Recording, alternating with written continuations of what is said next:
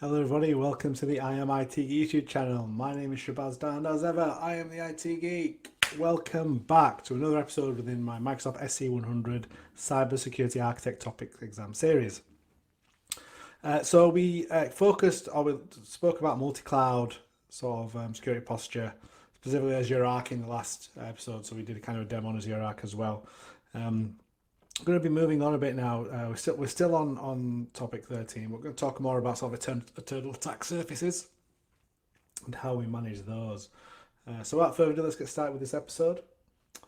So as I said, this is the SC-100 Microsoft Cybersecurity Architect exam topic series. This is topic 13, part 4. I've got one more part after this part, and that'll complete topic 13. So topic 13 is, for a reminder, is the designing solutions for security posture management in hybrid and multi-cloud environments sort of a topic. Today we're going to talk about external attack service management, as I mentioned, also evaluating infrastructure compliance by using Microsoft Defender for Cloud. And then I'll do a little bit of a demo around Defender for Cloud again, looking at the sort of compliance area of that. So let's start off by talking about external attack surface management.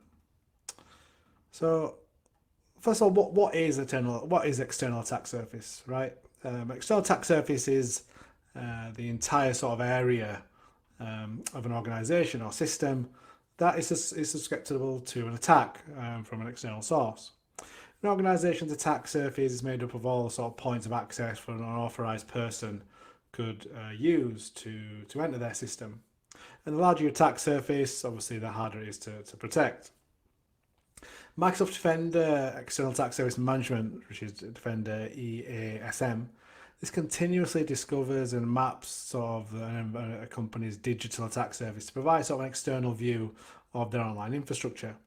This visibility then enables security and IT teams to sort of identify unknowns, prioritize risk, eliminate threats, and sort of extend vulnerability and exposure controls beyond that firewall. Attack surface insights are then generated by leveraging vulnerability and infrastructure data to showcase the key areas of concerns for your organization.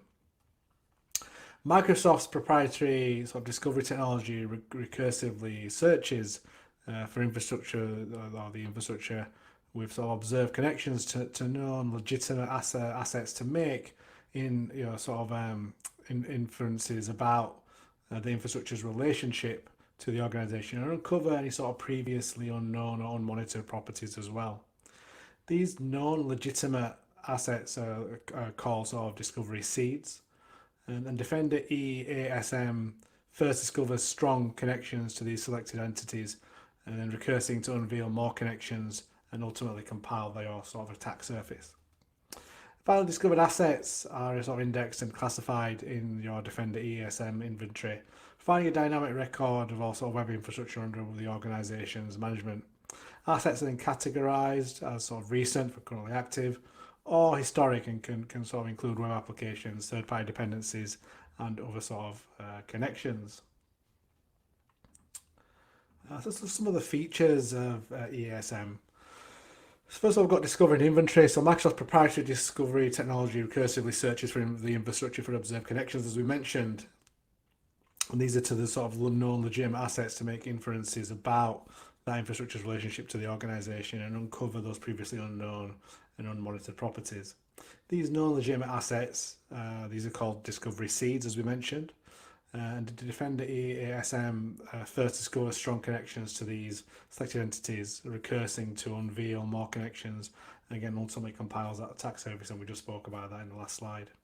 Defender for EASM, should I say, includes a discovery of multiple different assets, including domains, host names, web pages, IP blocks, IP addresses, ASNs, SSL certificates, and whois contacts. Next feature is sort of dashboards. So Defender EASM provides a series of dashboards that help users quickly understand their sort of online infrastructure and any sort of key risk to their organization. These dashboards are designed to provide insight on specific areas of risk, including vulnerabilities, compliance, and security hygiene. These insights help customers address the components of their sort of attack surface that pose the greatest risk to the organization. We then have sort of managing your assets now. So customers can filter the inventory to surface the specific insights they care about most. Filtering offers a level of flexibility and customization that enables users to access a specific subset of assets. This allows you to leverage Defender EASM data according to your specific use case, whether searching for assets that are connected to depreciating infrastructure or identifying new cloud resources. Okay, let's talk about evaluating infrastructure compliance by using Microsoft Defender for Cloud now. So Defender for Cloud, we've got regulatory compliance with the dashboard. So we've already looked at the Microsoft Cloud Security Benchmark. So this is automatically assigned with Defender for Cloud when it's enabled. And as we've seen before, the regulatory compliance dashboard is going to show all the sort of statuses of all the different controls and assets within your environment for your sort of chosen standards and regulations. And again, depending on what plan you have, you'll see all those across in the compliance dashboard. And then obviously, as you act on recommendation, you can reduce the risk factors in your environment and your compliance posture will improve. So let's talk a little bit about those policy components. You've got different aspects of this. You've got the data collection, you've got security policy, you've got email locations and pricing tiering. So with data collection, you obviously have an agent, and this is provisioning the data collection settings on that agent. From a security policy perspective, you've got Azure policy, and this is going to determine which controls are monitored and recommended by Defender for Cloud. You've also got Azure policy to create those new definitions, define those policies, and also assign policies across our management group. You can then set up email notifications to your security contacts. And finally, with or without Microsoft Defender for Cloud Defender plans, which are obviously going to determine which Defender for Cloud features are available for resources and scope, you can specify which subscriptions and workspaces are going to use that API.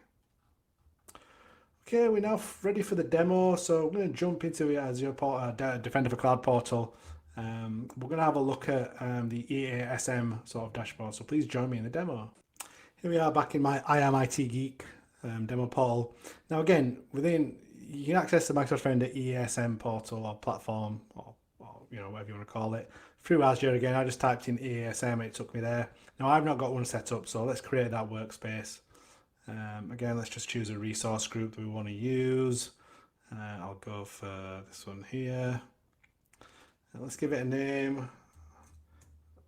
I am IT Geek EASM. I'm going to pick a region, and ideally I want to have, I want to put it in the UK, but it doesn't look like that's an option. So it's not available in the UK, which is a bit of a bummer. So I'll go put it in West Europe for now. I'll put it in North Europe, there we go. So it has to be, can't have a dash in it basically. Only alphanumeric characters are allowed, the value must be 1 to 30 characters long. Yeah, so that should be right, yeah, cool. Let's go to next, review and create. Let that validate quickly, and then we'll create it, and then we'll go into the dashboard to see all the different options that we have. Okay, so that EASM resource has been created, and again we can just go to Defender for EASM, and there it is. So here we have the sort of overview, and go to General, have a look at the inventory. So this should start populating at some point. On the overview, we have the welcome to the basic external attack surface management. It's saying we can kind of search for our organization. So let's see if it's going to find us.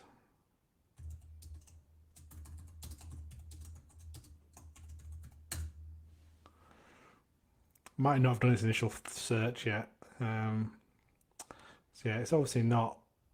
It's not found. It's found any information yet. So it'll take a bit of time for it to find it. But essentially, or actually, we need to create that custom attack surface here. So we can import seeds from an organization, but again, it's not found as yet. I don't think it's done that initial search.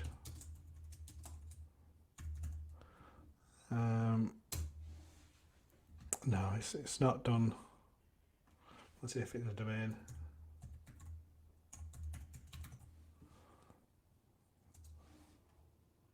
No, I think it still needs time to catch up. We've only just obviously enabled it, but again, you're going to see all your inventory and all your inventory changes here. Got a dashboard where it'll give you sort of the attack surface summary. Again, it'll tell you about your security posture there and GDPR compliance. sort of your top 10 OWASP resources there and weaknesses. You've got your CWE top 25 software weaknesses, and then your CISA known exploits as well. So that's within the different dashboards. You can then manage the discovery, the different labels, look at your billable assets, your data connections, and the sort of task manager there as well as your preview of your policies at the moment. So that's a bit of an overview of the external attack service management, which I wanted to do, and how you can just set that up. Obviously, mine's going to take a bit of time for it to do that first scan.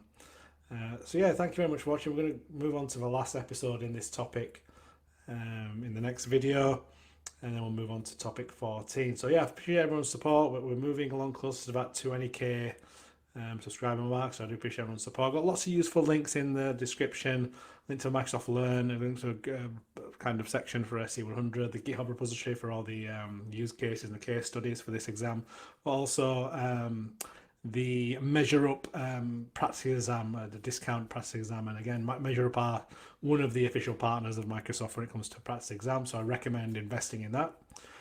So yeah, thank you everybody for watching. Until next time, goodbye.